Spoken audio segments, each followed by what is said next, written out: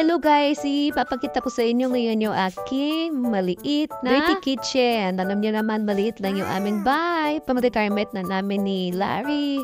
Lumipat na kami from our old house. Maliit lang yung aming retirement house. Okay, retirement. Patagal-tagal pa naman yun guys. Pero i-show ko lang sa inyo. Gusto ko lang i-share sa inyo yung aming dirty kitchen. Eto nga, at ginagawa pa siya, no? Yan yung cabinet, open cabinet yan. Lalagyan na sabon yung isa kasi. Teka lang, mali at ang cues ko. Ayan.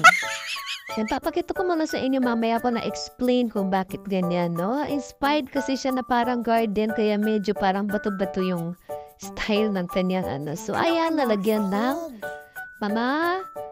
sabon para sa paglalaba. Siguro lagyan ko yun ng mga hanger, yan, yung mga lutuan, kettle.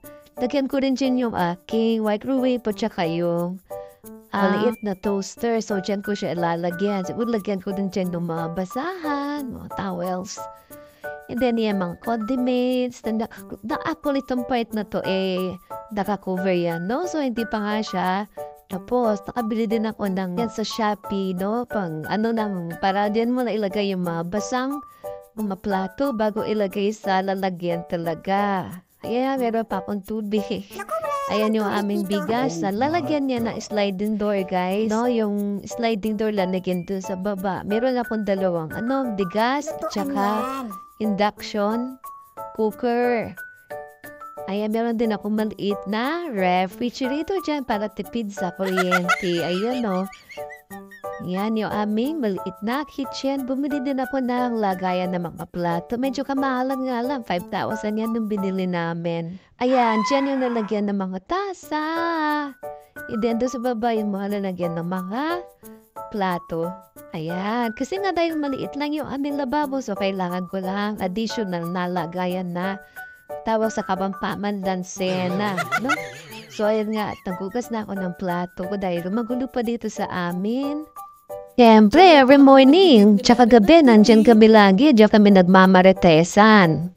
At yan nga pala si Cookie, ayan yung aking washing machine. Ay, kagulo pa nga talaga, mga sinambay. Naglaba ako ngayong araw na to. Tumambak aking laban. Diyan ko nga pala pagagawa na kwarto si Bea na may rooftop. Ayan na nga, sila rin nakapagtanim pa talaga ng mga gulay. Ayan, hindi pwede sa kanya na walang tanim. Kaya kahapon ang ulam namin ay ampalaya. Ayan guys, yung aking sampayan.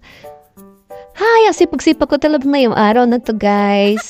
Katamba, kanin laban. Alam naman, ang mother, siya talaga dapat ang naglalaba. Ako rin, nagkaba na si Larry at Bea kagabi. Si Larry, hindi niya pinapalabas sa akin yung kanyang mga dami. Siya lang daw ang maglaba. Hindi ko alam kung ayaw na lang akong maglaba dahil mahal niya ako or ayaw lang niya ang laba ko.